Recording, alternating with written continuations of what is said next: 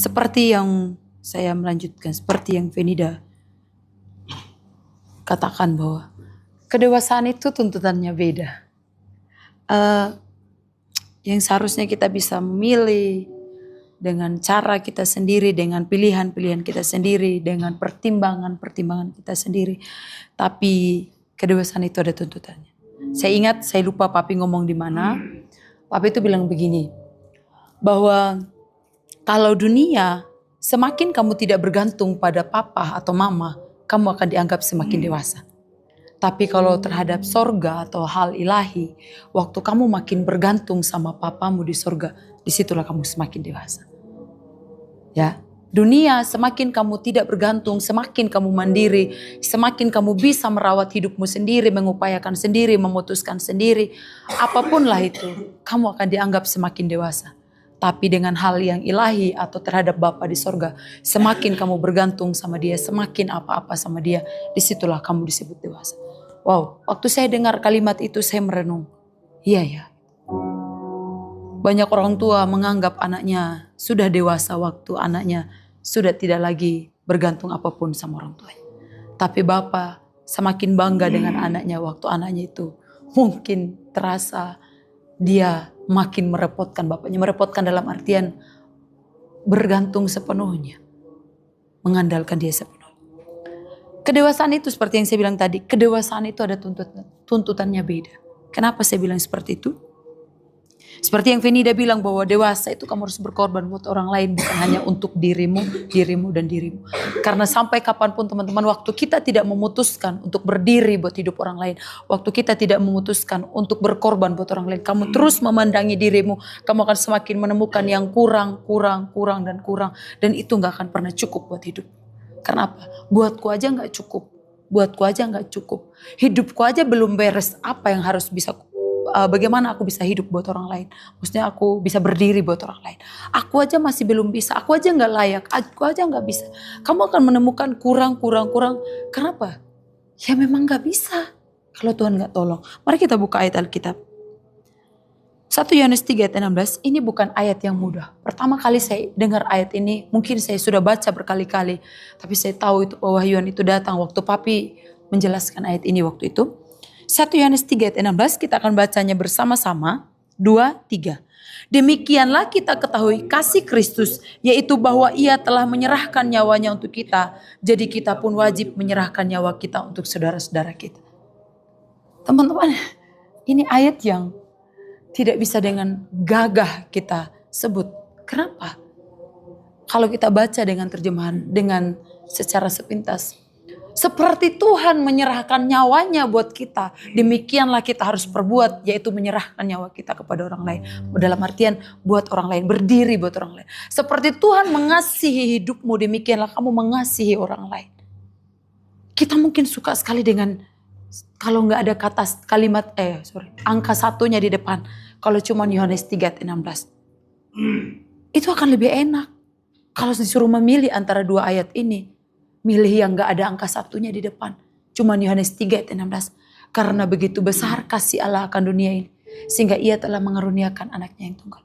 Supaya setiap orang yang percaya kepadanya beroleh hidup, keselamatan, segala sesuatu, apapun itu. Kita suka dengan ayat itu. Tapi ternyata itu gak selesai di situ. Sebagai orang yang dewasa, kita harus memilih. Harus mau kerjakan yang ada angka satunya di depan ini loh. 1 Yohanes 3 ayat 16. Demikianlah kita ketahui kasih Kristus, yaitu bahwa ia telah menyerahkan nyawanya untuk kita. Seperti yang dia sudah lakukan di Yohanes 3 ayat 16. Maka lanjutannya, jadi kita pun wajib menyerahkan nyawa kita untuk saudara-saudara kita. Kedewasaan itu tidak hanya berhenti, aku cukup dan penuh. Kedewasaan itu gak hanya cukup kamu mengamini Yohanes 10 ayat 10. Ya, Yohanes 10 ayat 10. Kalau iblis itu datang mencuri, membunuh dan membinasakan, dia datang memberi hidup dalam segala kelimpahan. Menurut saya bahwa setiap orang yang hidup dalam kelimpahan Tuhan, itu tidak hanya akan berhenti buat hidupnya, dia akan bagikan buat orang lain. Makanya kalau kita terus merasa buat aku, berarti itu ada sesuatu pertanyaan yang besar. Bagaimana dengan kedewasaan kita? Kenapa? Baru ditegur sedikit kita tersinggung dan kita nggak mau ngerjain yang lain. Itu namanya bukan dewasa. Waktu kita dikoreksi sedikit dan kamu tidak mau ambil bagian di hal yang lain, itu namanya nggak dewasa. Hei, ayatnya bilang orang yang diberikan banyak itu dituntut banyak. Saya menemukan, waktu saya Tuhan temanya apa? Kasihnya orang dewasa itu bukan hanya kasih yang dibelai. Tapi kasih bahasa cintanya orang dewasa itu dia dituntut. Kenapa? Orang yang dipercayakan banyak dia dituntut lebih. Jadi kalau kamu tidak dituntut lebih, jangan-jangan kamu belum dewasa. Semua tidak ada yang suka dengan dituntut. Tuntutan itu gak ada yang suka. Mungkin kita bilang kasih itu kan tidak menuntut, Kak. Kasih yang seperti apa? Kasih yang seperti apa yang mau kita hidupi untuk tidak dituntut? Sedangkan kalau kamu baca 1 Yohanes 3 ayat 16 itu kamu dituntut. Kasih itu harus bisa segalanya. Dalam artian kasih itu harus memberi segalanya. Kenapa? Nyawa. Meskipun kesempurnaan yang ditujukan di ayat ini tidak seperti sempurna yang Tuhan bilang. Hendaklah kamu sempurna seperti Bapamu di surga adalah sempurna. Jadi kalau kita tidak dituntut menjadi dewasa dan sempurna, jadi kalau kita tidak dituntut untuk menyerahkan nyawa seperti yang 1 Yohanes 3 ayat 16, lalu apa gunanya ayat itu? Hendaklah kamu sempurna seperti Bapamu di surga sempurna. Berhenti mengukur bahwa waktu kamu memberi sesuatu supaya kamu memikat hati Tuhan, supaya kamu dicintai oleh Tuhan. Berhenti mengukur bahwa waktu kamu bawa korban persembahan itu hanya supaya mata Tuhan itu tertuju di hidupmu. Hei, mata Tuhan itu sudah tertuju di hidupmu. Tapi sebagai orang dewasa, kamu menyerahkan nyawamu, menyerahkan egomu, menyerahkan kesenanganmu. Karena apa? Karena Tuhan melakukan itu lebih dulu buat hidup saya.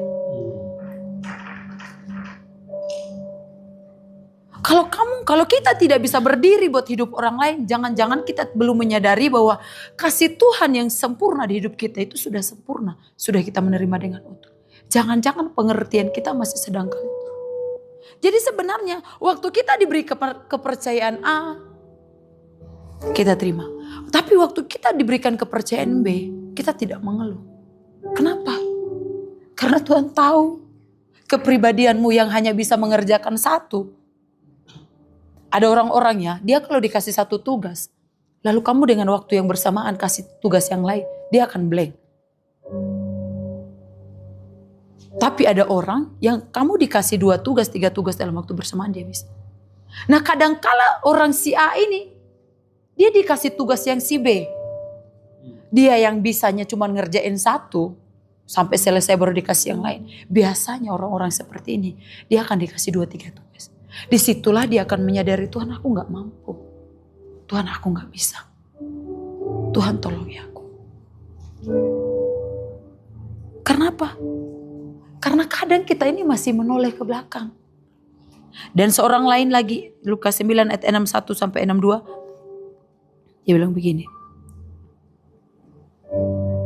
Dan seorang lain lagi berkata, aku akan mengikut engkau Tuhan, tetapi izinkanlah aku pamitan dahulu dengan keluargaku. Tetapi Yesus berkata, setiap orang yang siap untuk membajak tetapi menoleh ke belakang tidak layak untuk kerajaan Allah.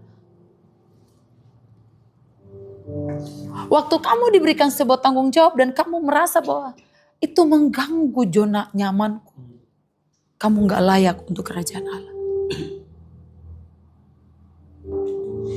Waktu kamu diberikan sebuah perintah yang baru atau tugas dan tanggung jawab yang baru dan itu tidak nyaman buat dirimu dan jiwamu itu teriak, seharusnya kamu serahkan sama Tuhan. Seperti yang Papi sering ajarin ke kita, orang muda yang kaya itu kan hebat banget kata Papi. Tapi waktu Tuhan minta yang satu itu hartanya dijual, dia gak mampu. Seharusnya apa yang dia lakukan? Seharusnya dia bilang, Roh Kudus aku gak mampu. Ternyata dengan semua hukum Taurat, 10 hukum yang saya lakukan ternyata itu gak cukup. Dan aku harus melakukan yang satu itu, yaitu jual segala hartaku. Tapi seringkali yang terjadi dalam hidup kita, waktu kita dibawa bukan seperti passion kita, talenta kita, atau yang biasa kita lakukan yang membuat kita mampu berkelebihan di area itu, kekuatan kita.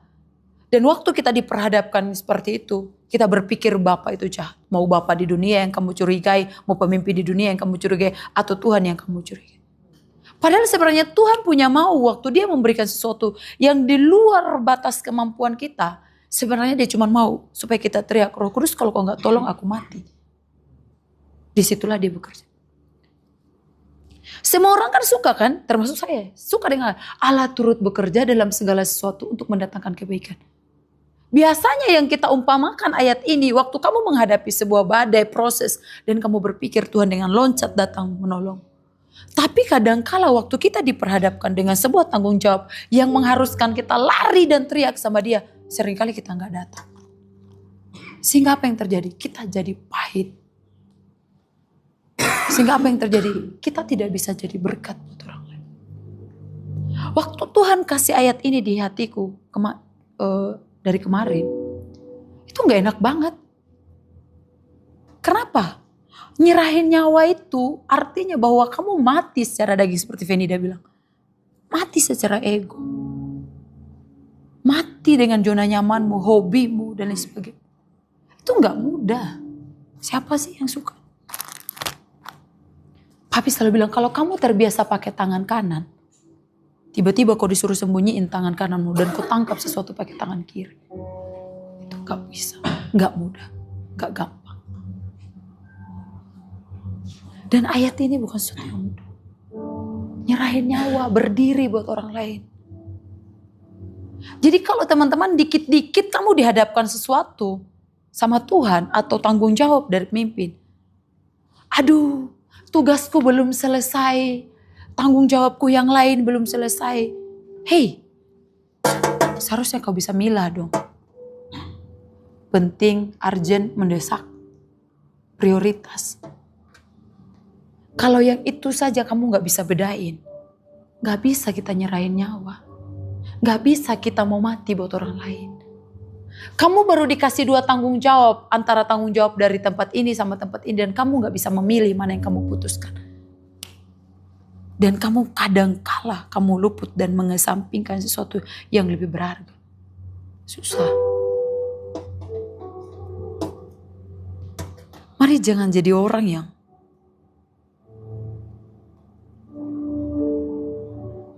berpikir bahwa yang kita lakukan terus-menerus itu sudah yang cukup. Lukas 10 ayat 41-42. Tetapi Tuhan menjawab, Marta, Marta, engkau khawatir dan menyusahkan diri dengan banyak perkara. Tetapi hanya satu saja yang perlu. Maria telah memilih bagian yang terbaik yang tidak akan diambil dari. Kacamata kita sebagai manusia berpikir bahwa semua yang kamu lakukan yang berbau ilahi itu. Baunya aja yang ilahi. Belum tentu. Semua yang kita lakukan berbau ilahi. Kadangkala kita berpikir itu sudah. Karena mungkin menolong orang lain. Karena mungkin apa dan lain sebagainya.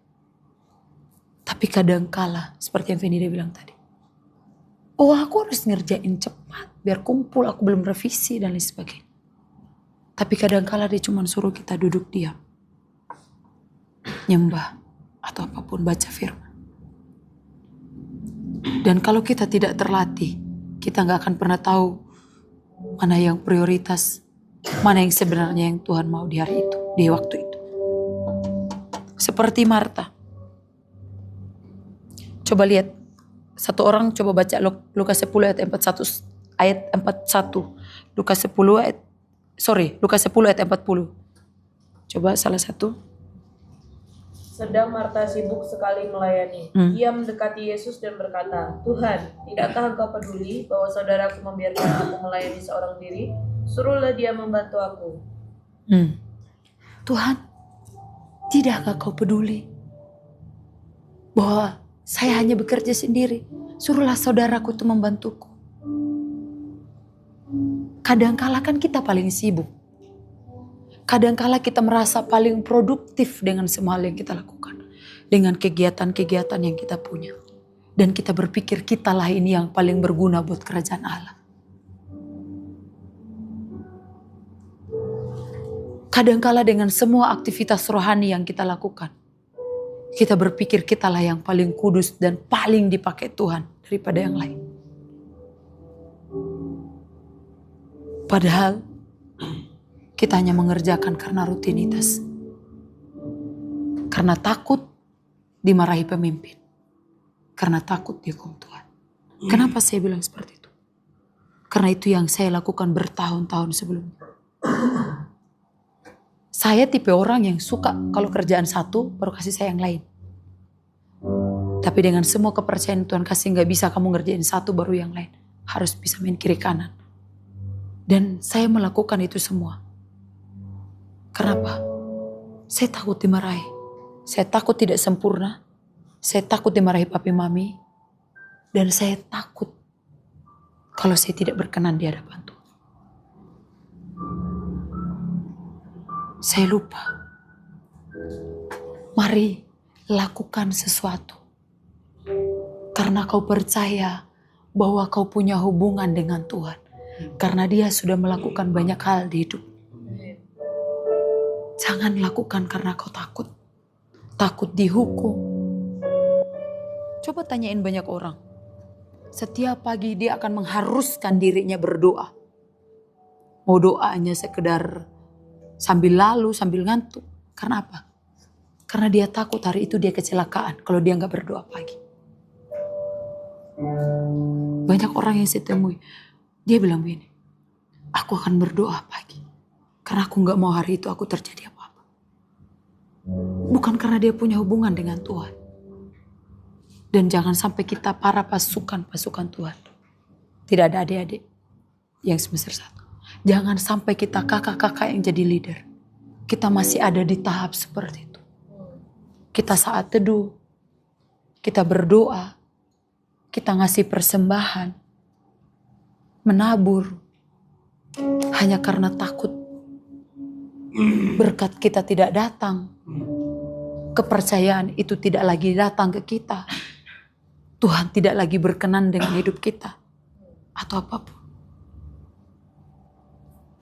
Mari lakukan, karena kau punya hubungan dengan Tuhan. Karena kau percaya Dia sudah melakukan banyak hal di hidup. Jadi sebenarnya teman-teman, 1 Yohanes 3 ayat 16. Sebenarnya itu bukan sesuatu yang berat. Kalau kita lakukan dengan dasar hubungan. Kalau kita mengerti benar bahwa Yohanes 3 ayat 16. Contohnya dia yang menyerahkan nyawanya buat hidup saya dan teman-teman. Jadi waktu kita menyerahkan nyawa. Kenapa itu sakit? Karena kita punya ambisi pribadi. Kenapa itu sakit? Karena kita ada di zona nyaman. Kenapa itu sakit? Karena kita masih punya mimpi yang jadi mimpi kita, yang pengen kita kejar. Andaikan kita satu mimpi dengan Dia, mungkin lebih mudah. Kenapa kita perlu menyeret daging? Karena daging kita gak sepakat dengan roh kita. Dan lain sebagainya. Seperti Dia menyerahkan nyawanya. Demikian. Beberapa waktu yang lalu saya posting satu story. Yeremia 12 ayat 5. Jika engkau telah berlari dengan orang berjalan kaki dan engkau telah dilelahkan, bagaimanakah engkau hendak berpacu melawan kuda? Dan jika di negeri yang damai engkau tidak merasa tentram, apakah yang akan engkau perbuat di hutan belukar sungai Yordan? Teman-teman, waktu kita ada di tempat yang pekat dengan hadirat Tuhan, seperti para hamba Tuhan bilang, bahkan saking karena kita terbiasanya dengan hadirat Tuhan yang pekat, sampai kita tidak merasa bahwa Dia hadir. Waktu di tempat seperti itu, hati kita, hidup kita tidak bertumbuh, tidak merasakan damai sejahtera. Bagaimana apa yang terjadi waktu kita dibawa keluar sana? Ayat ini hampir setiap tahun saya posting. Saya mengingatkan diri saya, kalau di tempat yang ada hadirat Tuhan yang kuat, kau tidak melakukan sesuatu untuk Tuhan. Sekali lagi bukan karena supaya Tuhan jatuh cinta sama. Di tengah perkumpulan orang-orang yang unity, mengerjakan lawatan, berdiri buat anak-anak muda, berdiri buat hidup orang lain. Dan kamu tidak sepakat untuk mengerjakan itu. Bagaimana waktu kamu dibawa keluar dan harus berdiri sendiri dengan Tuhan.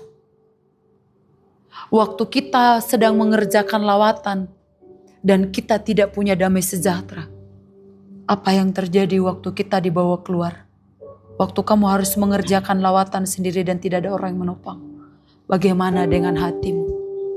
Adakah kita berkata, mengikut Yesus keputusanku dan aku tidak akan pernah ingkar? Adakah kita berkata, mengikut Yesus keputusanku dan aku tidak akan pernah ingkar? Dimulai dari mana? Saya percaya sekali Tuhan masih menempatkan kita berkumpul bersama, unity. Dia sedang membangun yang dari dalam. Supaya waktu kita keluar, mungkin waktu kita berdiri sendiri. Kakak-kakak yang sudah wisuda, kamu akan pergi sendiri. Supaya kamu tahu sukacita yang kamu nikmati di tempat ini.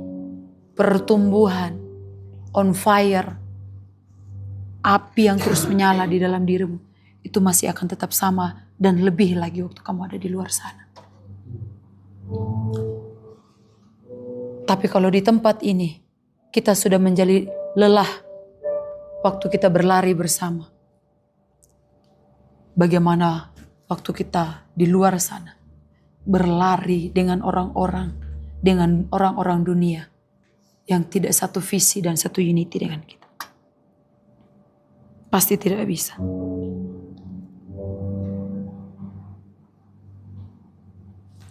Kasihnya orang dewasa, love language-nya Tuhan terhadap anak-anaknya yang dewasa, itu perlu punya tuntutan. Yaitu, kamu harus melakukan yang sama seperti yang Tuhan lakukan untuk hidup. Sekali lagi, ini bukan sesuatu yang mudah. Ini tidak gampang. Ini tidak lahir dari hanya karena waktu kita nyanyi lagu Hail Hail Lion of Judah sambil kamu on fire. Ini memang perlu air mata. Ini perlu penyerahan setiap hari. Tapi sekali lagi, bahwa kalau dunia menargetkanmu semakin kamu tidak bergantung pada Bapa, kamu disebut dewasa. Sekali lagi, waktu kamu semakin bergantung di dalam Tuhan, mungkin sepertinya kamu semakin merepotkan Roh Kudus. Disitulah kamu disebut dewasa. Berhenti curiga kepada pemimpin. Berhenti jadi sakit dan pahit terhadap orang-orang di sekitar. Hanya karena kamu dipercayakan lebih. Mari melihat dengan kacamata berbeda. Karena mereka melihat sesuatu yang mungkin mata kita belum bisa lihat itu. Mari melihat dengan kacamata berbeda. Mereka sedang mempersiapkan kita supaya waktu kita dibawa keluar sana. Kita tidak didapati jadi mati hanya karena bersaing atau berjuang atau berlari dengan orang-orang di luar sana. Tadi malam kami nonton film PK yang mungkin teman-teman udah sering sekali nonton. Saya suka sekali dengan kalimatnya yang bilang begini. Gara-gara si PK ini ngomong sama ahli agama itu bilang. Saya membahasakan dengan bahasa saya.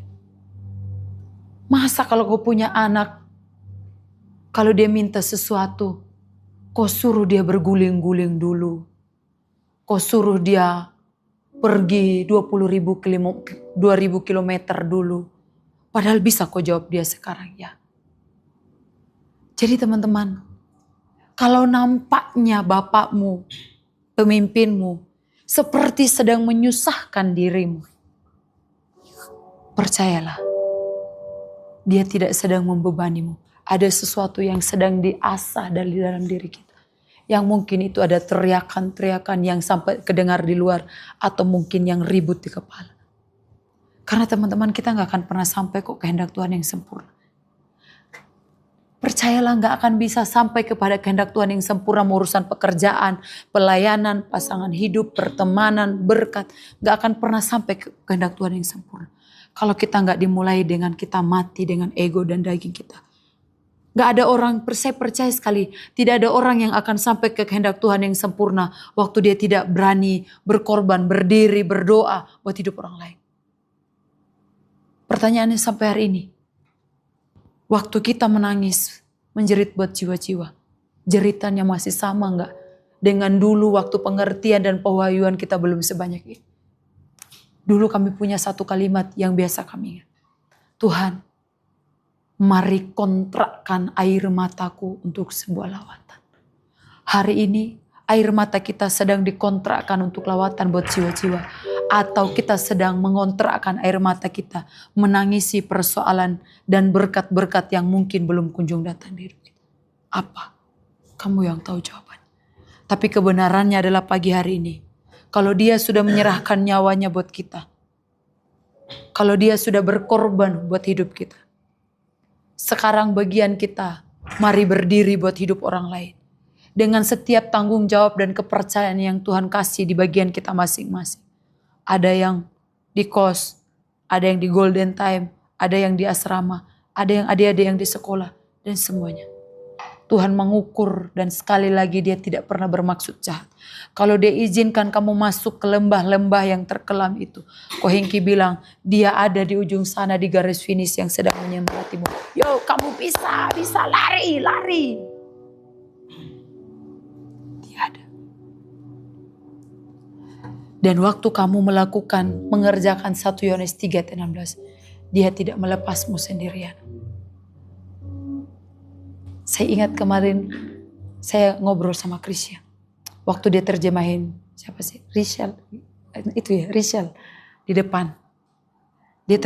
Krisya bilang, ini first time ku Kak. Tapi di belakang saya lihat, wow keren gitu. Kerennya gini. Memang saya mengakui bahasa Inggrisnya. Tapi saya melihat dari dirinya itu kepercayaan diri seorang anak tuh muncul di diri Krisya. Karena waktu dia terjemahin kayak gini, setiap kali dia tidak bisa, bukan tidak bisa, sebenarnya agak bingung dengan kata-kata tertentu, dia akan lirik ke papi. Dia akan lirik ke papi. Dia akan lirik ke papi. Ada sebuah perasaan aman yang saya temui, yang saya lihat dari diri. Kepercayaan diri. Karena dia tahu ada papinya di situ. Yang dimana waktu dia nggak bisa jawab, papi akan keluarkan suaranya yang kencang dari belakang sana. Menyebut arti dari kata atau kalimat itu. Saya juga percaya. Saya melihat bahwa Tuhan yang sama. Waktu kita mengerjakan apa yang dia percayakan di hidup kita. Dia seperti papi yang sedang duduk. Mungkin dia tidak sejauh papi karena jaraknya Krisya di depan, papi di sofa. Mungkin di samping. Artinya kata itu seperti ini. Maksudnya terjemahannya itu kayak gini. Jadi ayat ini 1 Yohanes 3:16. Waktu dia suruh kita berkorban buat orang lain. Mempraktekkan, melakukan hal yang sama. Seperti contoh yang dia beri. Dia tidak melepas kita sendirian. Di gua singa, di lembah kelam, dimanapun. Dia seperti papi yang ada beberapa sisi yang lalu. Artinya kayak gitu. Maksudnya itu. Kenapa? Kalau papi aja manusia yang masih punya kekurangan. Seperti itu. Apalagi dia Bapa yang di surga. Amin teman-teman. Amin. Mari jangan berhenti di Yohanes 3:16 yang berbangga dengan semua yang Tuhan lakukan. Tapi mari kita melangkah berbangga dengan apa yang Tuhan lakukan. Tapi juga kita mengerjakan apa yang jadi bagian kita. Karena apa? Kita ini adalah kalau kata papi, anak yang dilepas di jalan sambil Bapak itu berteriak, ini anakku yang dewasa. Kalau kamu lihat apa yang dia lakukan, itu seperti yang kulakukan. Beberapa waktu yang saya tutup dengan ini. Beberapa waktu yang lalu, 2 minggu yang lalu kalau gak salah. Kakak dengan Kak Debbie harus dipanggil di kantor. Dan harus diberikan SKS yang sangat spesial. Situ ya, anehnya saya tahu Roh Kudus. Mami itu, sebenarnya saya pengen senyum yang lebih lebar. Karena Mami sambil marah, saya merasakan sukacita. Kenapa? Terima kasih Tuhan, karena orang tuaku melihat kami sebagai anak yang dewasa, yang mulai diberikan kepercayaan. Dan waktu kami buat salah, kami perlu disikat di situ. Meskipun suara Mami mungkin bisa sampai di hall di dalam situ. Tapi di situ saya suka cita. Kenapa? Seperti yang Papi bilang, biasa bilang. Seorang bapak dia akan bawa anaknya di jalan. Kalau kau lihat anakku, ini gambaran dariku. Tuhan yang sama sedang membawa hidup kita. Di golden time, di sekolah. Kalau kau lihat Yosua, kau lihat Grace, lihat Matius, lihat Krisya. Seperti sedang kau melihat. Kenapa? Kita suratan terbuka dari hidupnya, dari pribadi. Itu yang dapat saya bagikan. Terima kasih Tuhan Yesus memberkati.